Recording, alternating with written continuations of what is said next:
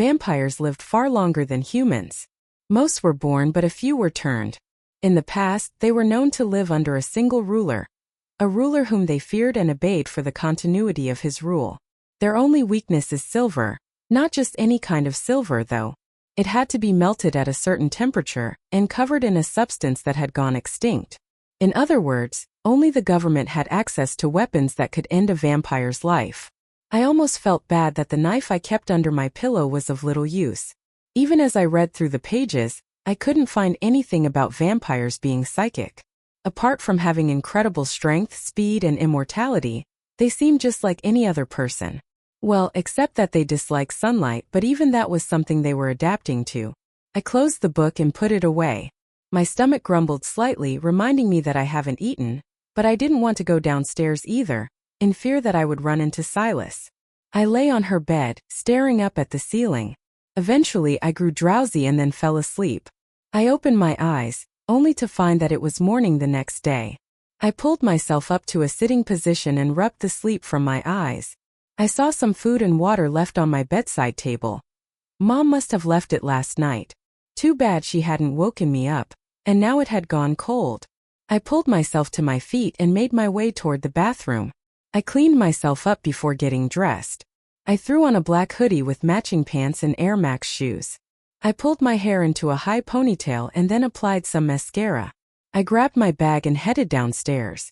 The house was awfully quiet, and it seemed only Silas, whom I had noticed in the kitchen, was home. I contemplated whether I should ask him. Maybe he wasn't in such a bad mood as yesterday. Silas. Dad and Stella are off to Miami.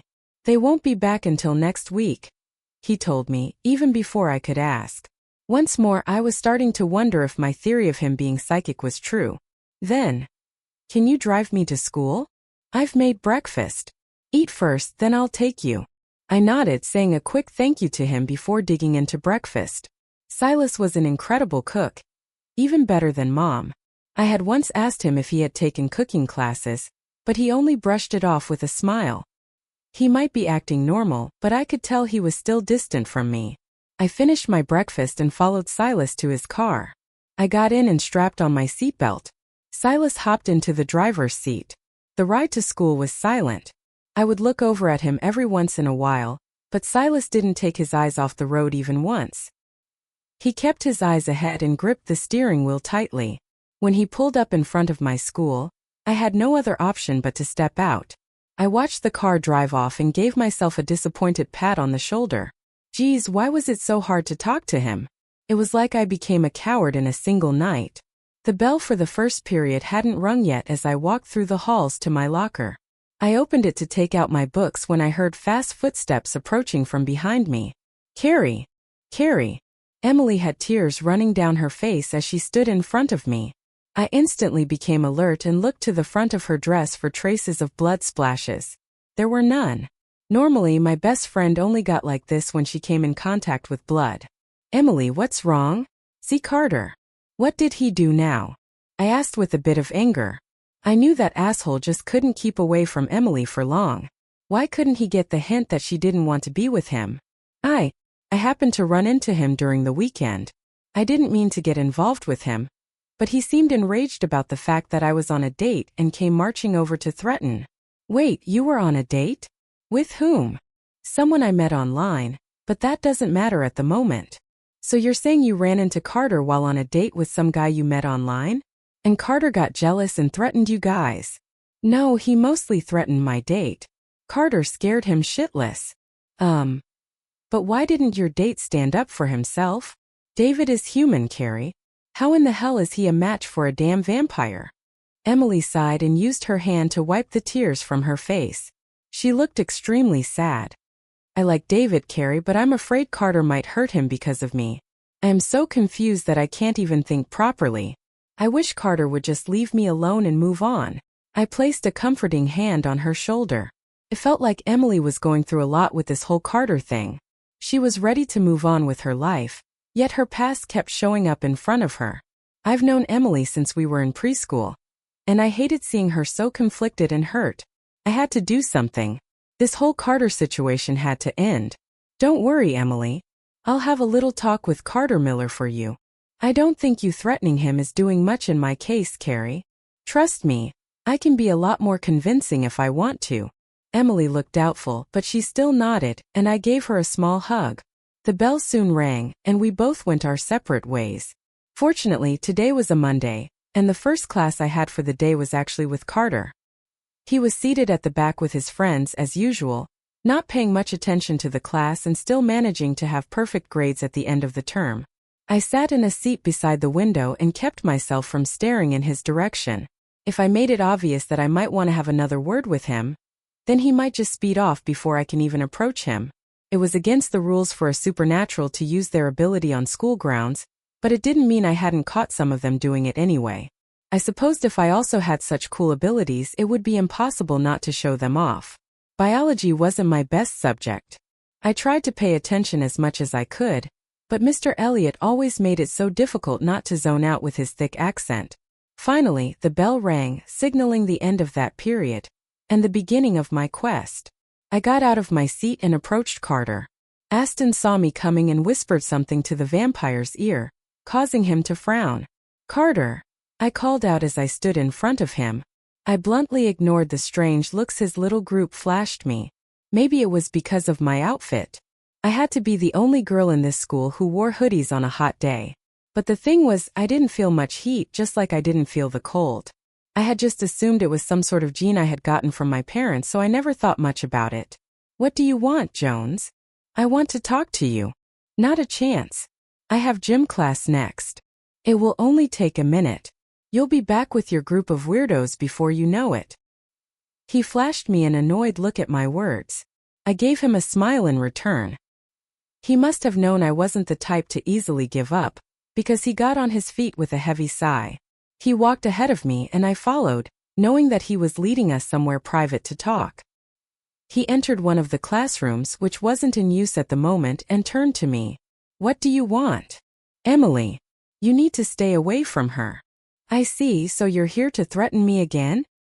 His pupils shrank slightly into a dull red as he watched me. I had seen this look on Silas and I knew he was getting pissed. I stood my ground either way. "Can't you get it over your head that your threats make no difference to me?" "Carter, I don't want you to go near Emily again," I said, taking light steps toward him.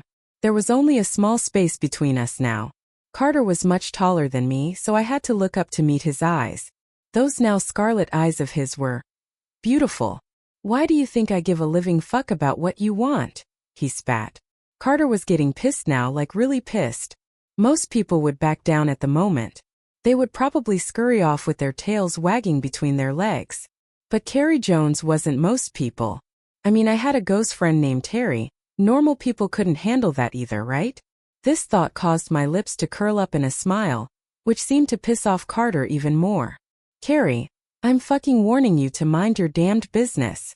I leaped onto my toes and sealed his lips with mine before he could finish his sentence. I didn't pay attention to how stiff his body had become all of a sudden and instead wrapped my arms around his neck, pulling him even closer to me. I moaned against his mouth, pushing my tongue against his parted lips. Despite myself, I found that I enjoyed kissing Carter. His lips were soft against mine, and his mouth felt warm, unlike the rest of his body, which was always cold. Carter was still frozen throughout most of the kiss. He only snapped out of his daze when I pulled back to catch my breath.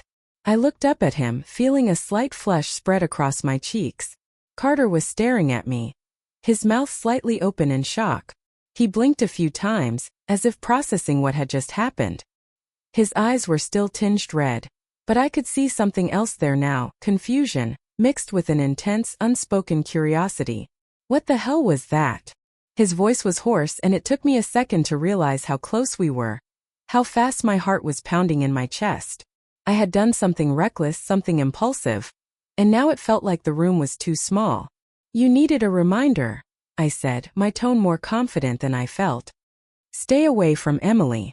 If you don't, I won't hesitate to make you regret it."